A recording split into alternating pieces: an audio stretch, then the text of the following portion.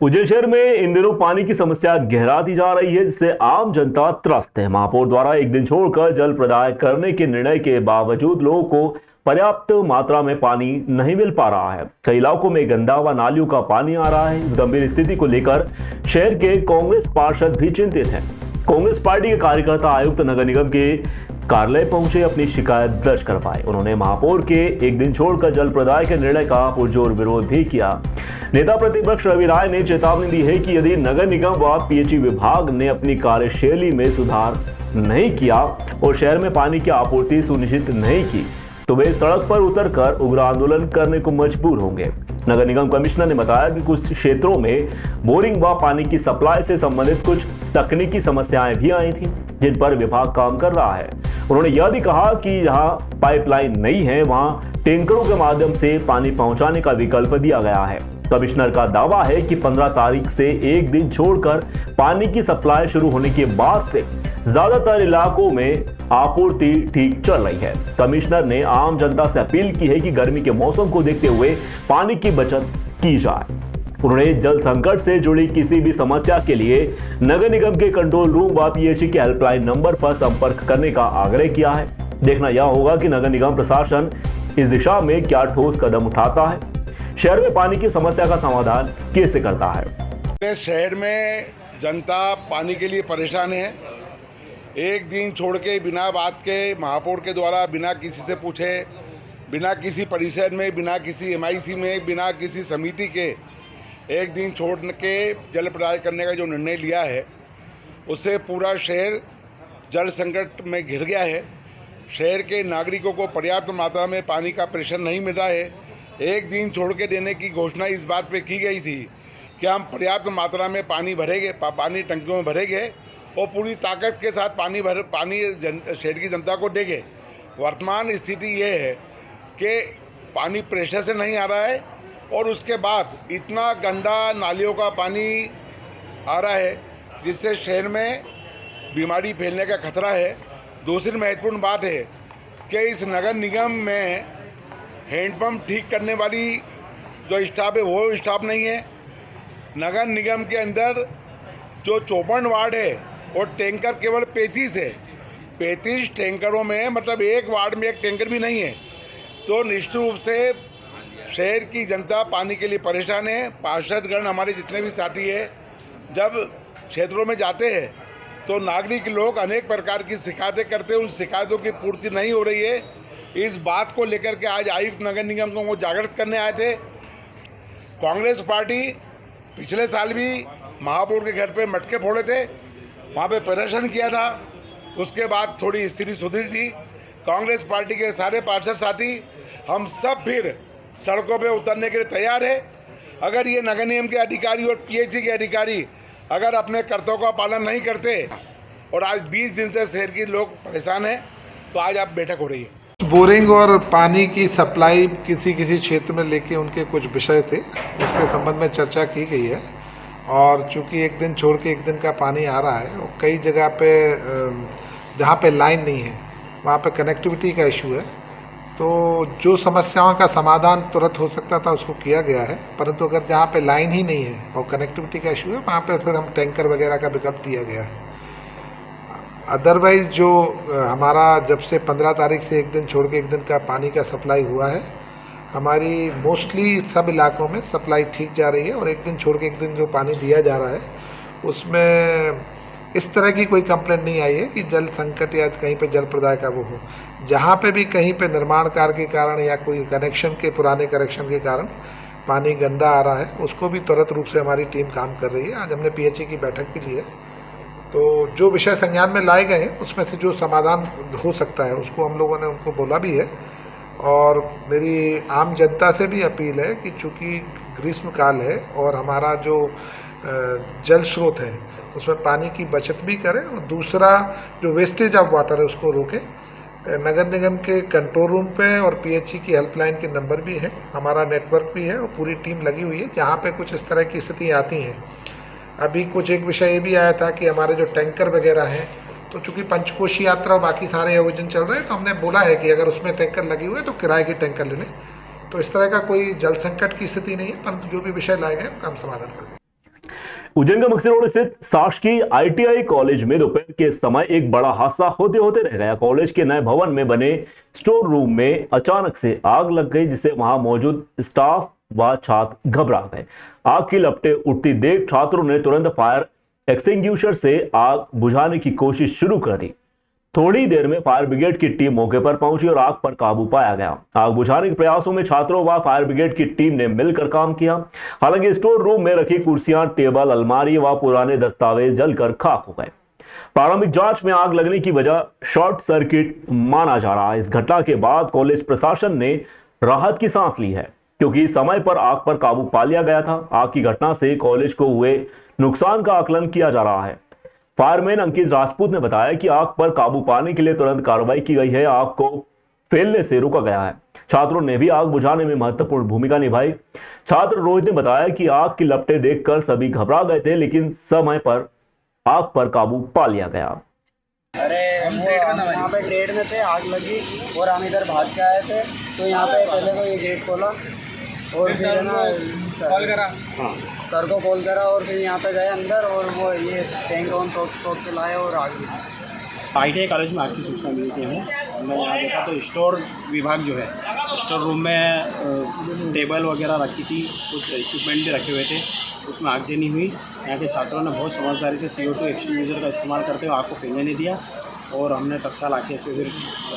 पंचकोशी यात्रा के दौरान जिला कलेक्टर रोशन कुमार सिंह व पुलिस अधीक्षक प्रदीप शर्मा ने एक अनोखी पहल की। उन्होंने रात के समय मोटरसाइकिल से यात्रा मार्ग का निरीक्षण किया व श्रद्धालुओं से लाइव इंटरेक्शन भी हुए। इस दौरान वे विभिन्न विश्राम स्थलों पर रुके और श्रद्धालुओं से उनकी यात्रा के अनुभव, सुरक्षा व्यवस्था, सुविधाओं के बारे में फीडबैक लिया। इस विश्राम स्थल पर SP व कलेक्टर श्रद्धालुओं के बीच में जमीन पर बैठकर उनसे बातचीत करते हुए नजर आए। उन्होंने श्रद्धालुओं को स्वयं चाय भी परोसी, उनकी यात्रा के बारे में जानकारियां ली। इस दौरान कलेक्टर ने शासन की योजनाओं के बारे में श्रद्धालुओं को जानकारी दी और सभी योजनाओं के बारे में विस्तार से समझाया भी। दोनों अधिकारियों ने अपने अपने मोबाइल नंबर देकर श्रद्धालुओं से तुरंत समस्या का निराकरण करने का विश्वास दिलवाया। SP उज्जैन ने कहा कि उनका उद्देश्य यह सुनिश्चित करना है कि सभी श्रद्धालु सुरक्षित व शांतिपूर्ण ढंग से अपनी यात्रा पूरी करें। जिला कलेक्टर ने कहा कि प्रशासन श्रद्धालु की हर संभव सहायता के लिए तत्पर है। इस तरह का सीधा संवाद उन्हें लोगों की जरूरतों को बेहतर ढंग से समझने में मदद करता है। इस पहल से श्रद्धालुओं में प्रशासन के प्रति विश्वास और भी बढ़ा। कलेक्टर में SP की इस पहल की सराहना भी की जा रही है। कोई पैसे नहीं मांगता है ना, नहीं मांगे तुम्हारा तो कियोस्क का जो खाता है पूरी चलाती हो, कैसे निकालते हैं पैसा, कैसे मैं तो मेरा अंगूठा लगता है जब जो है ना वो गाड़ी वाले सब बता दें, वो मत बताइएगा अपना खाता नंबर कई तो मनी लड़का की से पण अंगूठो मारो लगे तो लिखे खाता आपके बिहार के लड़के का आपका लगता है तो आपका बेटा हेल्प कर देता होगा आपके मतलब में। अच्छा, घर में पानी जो है, गांव में घर है ना आपका कि शहर में? गांव में नल कनेक्शन आ गया है? नल कनेक्शन तो आया गया, पर पानी की बहुत दिक्कत है हमारे। क्या दिक्कत है बताइए? पानी आता है 8-8 15-15 दिन में नल। अच्छा, नल में 15 दिन के बाद आता है, तो फिर पानी कैसे पीते हो? आई मैं से लाऊं, कहाँ से? जैसा कि किसके घर हो ले उसके घर से लाऊं। अच्छा, जी बिल्कुल, पंचकोशी यात्रा जो है पूरे अच्छे तरीके से चल रही है और श्रद्धालुओं ने इसमें इस बार देखने में आ रहा है कि बड़ी संख्या में इजाफा हुआ है। प्रशासन की भी पूरी तैयारी है, पेयजल से लेके पड़ाव व्यवस्था, बिजली व्यवस्था और वहाँ पे जो छांव वगैरह किए जाते हैं वो सारे हैं। सबसे अच्छी बात है कि सामाजिक संस्थाएं इसमें काफ़ी आगे आ रही हैं और जगह जगह पे देखा जा रहा है कि उनके द्वारा श्रद्धालुओं के पीने का पानी, जो आहार होता है, वो फल वगैरह होते हैं, वो सब उपलब्ध कराया जा रहा है, जो कि सही मायने में एक जो भावना शहर की रहती है वो देखने में आ रही है। सभी समाज सेवी इसमें आगे आ रहे हैं और हमारे जो यात्री हैं, जो श्रद्धालु हैं, वो इस यात्रा में बढ़ चढ़कर हिस्सा ले रहे हैं और मुझे उम्मीद है कि यात्रा पूरे अच्छे तरीके से समापन होगा और जो भी व्यवस्थाएं प्रशासन के द्वारा की जा रही हैं उसमें कोई भी कमी नहीं आने दी जाएगी। उज्जैन के महाकाल मंदिर में लड्डू प्रसाद ATM मशीन बंद हो चुकी है। इस मशीन का शुभारंभ दिसंबर में भाजपा के राष्ट्रीय अध्यक्ष JP नड्डा द्वारा किया गया था। मशीन का दावा था यह दर्शनार्थियों को 24 घंटे प्रसाद उपलब्ध करवाएगी, लेकिन पहले महीने के बाद ही यह खराब हो चुकी है। मशीन में रुपए जमा होने के बाद भी प्रसाद नहीं निकल रहा था, जिससे दर्शनार्थियों ने शिकायत की। मंदिर समिति ने मशीन को बंद कर दिया और कंपनी को शिकायत भेजी, लेकिन अभी तक मरम्मत नहीं हुई। अब दर्शनार्थियों को कैश पेमेंट देकर ही लड्डू प्रसाद खरीदना पड़ रहा है। मशीन को भोपाल के एक दानदाता ने दान में दिया था। इसे कोयम्बटूर की 5G टेक्नोलॉजी ने तैयार किया था। मशीन में एक बार में 130 पैकेट रखने की क्षमता थी, जो 100 ग्राम से लेकर 1 किलोग्राम तक के प्रसाद पैकेट रखने में सक्षम थी। इस मशीन को ऑनलाइन ट्रांजैक्शन करने वाले श्रद्धालुओं के लिए लगाया गया था, ताकि उन्हें भी बाबा महाकाल का प्रसाद मिल सके। अब श्रद्धालुओं को ऑनलाइन ट्रांजैक्शन का लाभ नहीं मिल पा रहा है, उन्हें कैश पेमेंट देकर ही लड्डू प्रसाद खरीदना पड़ रहा है। मंदिर समिति से मांग की जा रही है कि मशीन को जल्द से जल्द ठीक करवाया जाए, ताकि श्रद्धालुओं को परेशानी ना झेलनी पड़े। उज्जैन में सिंहस्थ कुंभ की 2378 हेक्टेयर जमीन पर जल्द ही एक नई कुंभ नगरी बसने जा रही है। इस योजना में उज्जैन विकास प्राधिकरण 1806 किसानों की करीब 5000 सर्वे वाली जमीन का लैंड पूलिंग कर इस पर हाईटेक कुंभ सिटी तैयार करने जा रहा है। इस योजना के तहत स्थायी बड़ी इंटरकनेक्टेड चौड़ी सड़कें, अंडरग्राउंड लाइट्स, अस्पताल, स्कूल, खूबसूरत चौराहे, सड़कों पर डिवाइडर सहित अंतर्राष्ट्रीय स्तर की सुविधा वाला नया शहर आकार लेगा। मेलाधिकारी आशीष सिंह ने बताया कि ऐसा पहली बार होगा जब सिंहस्थ भूमि पर स्थायी सड़कें, बिजली के पोल, अन्य निर्माण कर सिंहस्थ की भूमि पर धार्मिक शहर को विकसित किया जाएगा। दावा किया जा रहा है कि यह मध्य प्रदेश की पहली ऐसी योजना होगी इसमें इतने बड़े स्तर पर कार्य योजना बनकर एक नया शहर विकसित किया जाएगा। इस योजना में करीब 5000 करोड़ रुपए खर्च आने का अनुमान बताया जा रहा है। किसान सरकार की लैंड पूलिंग योजना का कई दिनों से विरोध भी कर रहे हैं। शासन व किसानों के बीच लैंड पूलिंग को लेकर हुई बातचीत में अब तक कोई अंतिम निर्णय नहीं निकल पाने के बाद मेलाधिकारी व कलेक्टर ने योजना को विस्तार से समझाने के लिए प्रेस कॉन्फ्रेंस की। अब देखना यह है कि किसानों का विरोध कैसे समाप्त होता है, नई कुंभ नगरी का निर्माण कैसे आगे बढ़ता है।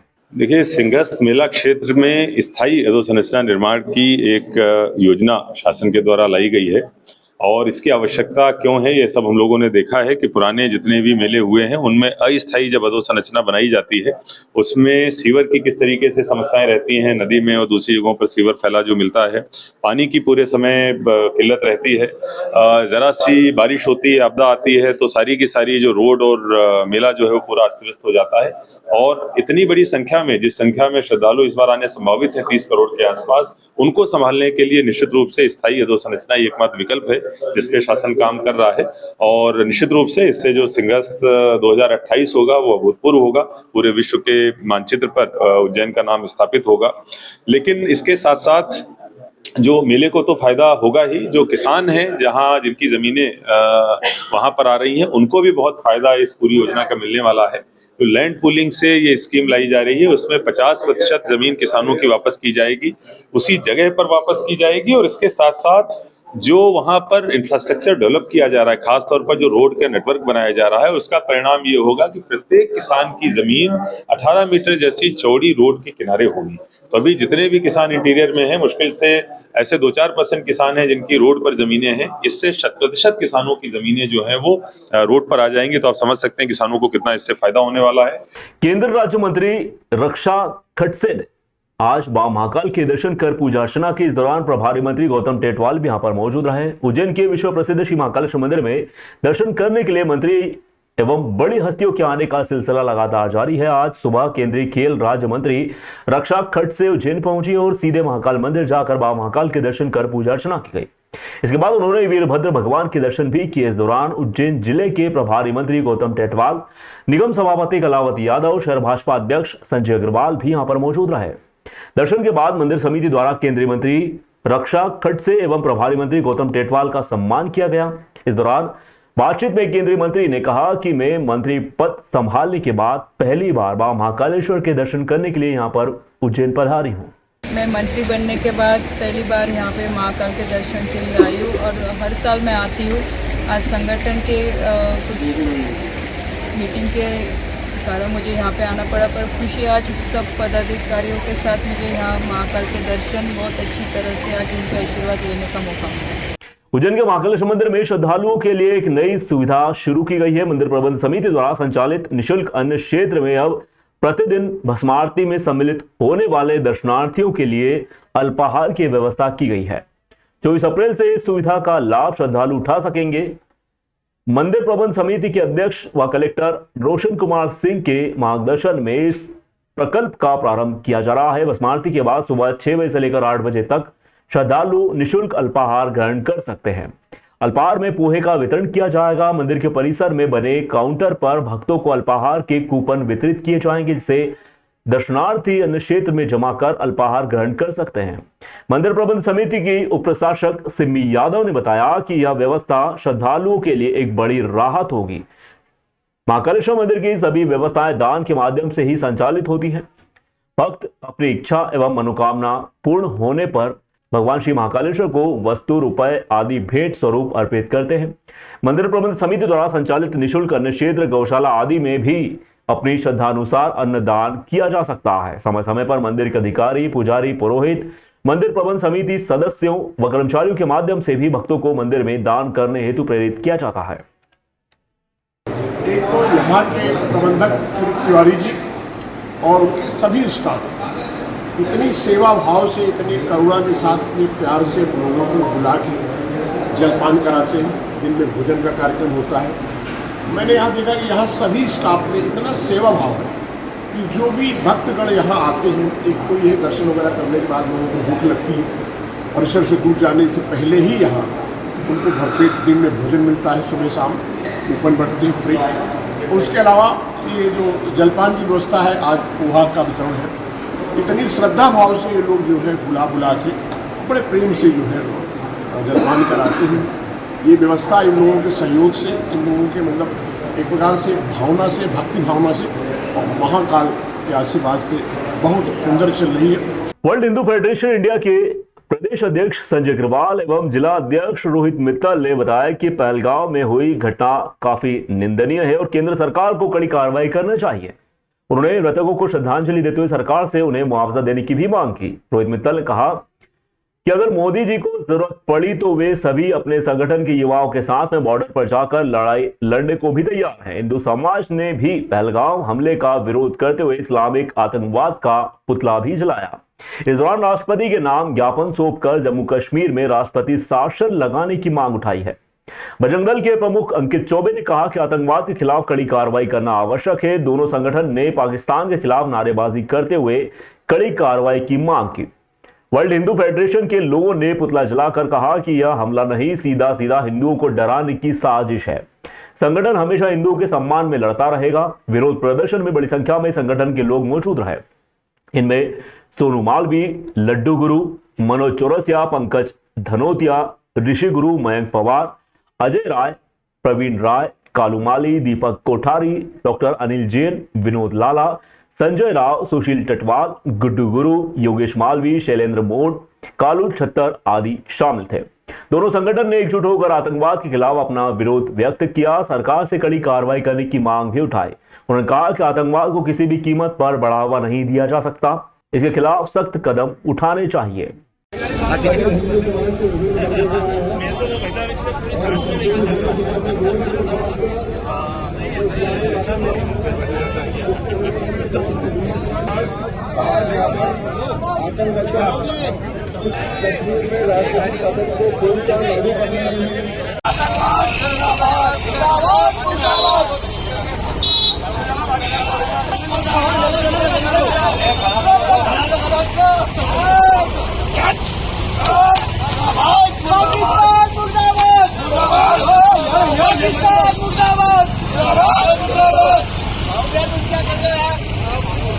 पाकिस्तान आतंकियों ने जो कश्मीर में अत्याचार किया है हिंदुओं के ऊपर, हम उसके विरोध में पुतला दहन किया गया है और इसका हम विरोध करते हैं।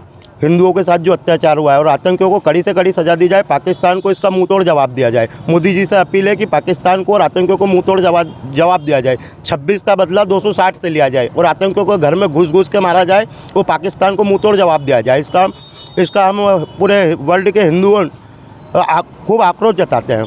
जो जम्मू कश्मीर में पर्यटन, जो हमारे पर्यटन थे, हमारे भाई बहन थे, उनके ऊपर जो आतंकवादियों ने हमला करा वो बहुत ही कायराना है। मैं उसका कड़ा विरोध करता हूँ और मीडिया के माध्यम से हम ये चेतावनी भी देते हैं कि उन आतंकवादियों को बख्शा नहीं जाएगा और उनको जो आश्रय देगा उनको भी हम बख्शेंगे नहीं। और जो इनके पीछे हैं, जो भी एजेंसियां हो, जो भी कोई भी हो, उनको भी हम नस्त और नाबूद करेंगे। ईंट का जवाब पत्थर से देंगे। ये भारत, ये नया भारत, ये मोदी का भारत है। इसको हम, इस घटना का हम कड़ा विरोध करेंगे और इसका अंजाम कुछ समय बाद आपको देखने को भी मिलेगा।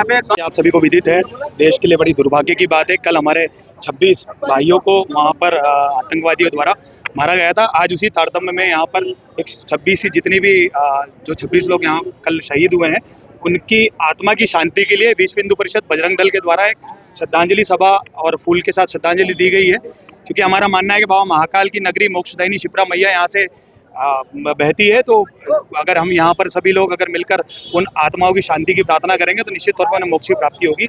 उसके पश्चात में यहाँ पर समग्र हिंदू समाज के साथ विश्व हिंदू परिषद बजरंग दल ने मिलकर आतंकवाद का पुतला दहन किया है और राष्ट्रपति शासन की मांग राष्ट्रपति जी से करी है कि कश्मीर में जल्द से जल्द राष्ट्रपति शासन लागू हो। यहाँ पर एक जो वाड्रा है उसने एक बयान दिया है कि जिस तरह से उनको ज्ञात होगा कि वाड्रा और इनका जो पूरा परिवार है ये किस विचारधारा का है। बड़ा दुर्भाग्य की बात है कि ऐसे विषयों में भी इन्हें राजनीति से फुर्सत नहीं मिल रही है और ये अल्पसंख्यक लोगों की बात कर रहे हैं। सभी को ज्ञात है कि कल जिस तरह वहाँ पर जो 26 लोगों को मारा गया है, उनसे उनकी जाति नहीं पूछी, उनसे ये पूछा गया कि भाई हिंदू है या मुसलमान है, उन्हें कलमा पढ़ना आता है कि नहीं आता है। तो बड़ा दुर्भाग्य की बात है इस तरीके के राजनेताओं के द्वारा इस तरीके के कृत्य करना। और बाबा महाकाल से हम कामना करते हैं कि उनको सद्बुद्धि दे, क्योंकि वो है तो सनातनी, वो है नहीं, क्रिश्चियन और मुसलमानों का मेलजोल करके उनकी पैदाइश हुई है, तो वो इस तरीके के बयान पूर्व में भी देते हैं और आगे भी मुझे लगता है। नागदा में पहलगांव में हुए आतंकी हमले का विरोध देखने को मिला। लोगों ने पाकिस्तान के खिलाफ आक्रोश व्यक्त करते हुए पुतला दहन कर दिया। वहीं शहीद हुए लोगों की आत्मा की शांति के लिए कैंडल मार्च भी निकाला। नागदा विधायक तेज बहादुर सिंह चौहान, उज्जैन जिला ग्रामीण अध्यक्ष राजेश धाकड़ व नगरपालिका अध्यक्ष सहित बड़ी संख्या में लोग इस अवसर पर उपस्थित हुए। लोगों ने पाकिस्तान की कायराना हरकत की निंदा की और सरकार से सख्त कार्रवाई करने की मांग भी उठाई। विधायक तेज बहादुर सिंह चौहान ने कहा कि पाकिस्तान को आतंकवाद का समर्थन करने के लिए मुंह तोड़ जवाब देना चाहिए। उन्होंने यह भी कहा कि सरकार को पाकिस्तान के खिलाफ कड़ी कार्रवाई जरूर करनी चाहिए। आतंकवाद को खत्म करने के लिए ठोस कदम उठाने चाहिए। उज्जैन जिला ग्रामीण अध्यक्ष राजेश धाकड़ ने कहा कि पाकिस्तान की इस कायराना हरकत की निंदा की जानी चाहिए। सरकार को इसके खिलाफ सख्त कार्रवाई करनी चाहिए। उन्होंने यह भी कहा कि हमें अपने देश की सुरक्षा व अखंडता के लिए एकजुट होना होगा। आतंकवाद के खिलाफ लड़ने के लिए सरकार का साथ भी देना होगा। नागदा के लोगों ने एकजुट होकर आतंकवाद के खिलाफ अपना विरोध व्यक्त किया। सरकार से सख्त कार्रवाई करने की मांग भी उठाई है। लोगों का कहना है कि पाकिस्तान को आतंकवाद का समर्थन करने के लिए जवाबदेह ठहराया जाना चाहिए। सरकार को इसके खिलाफ ठोस कदम उठाने चाहिए।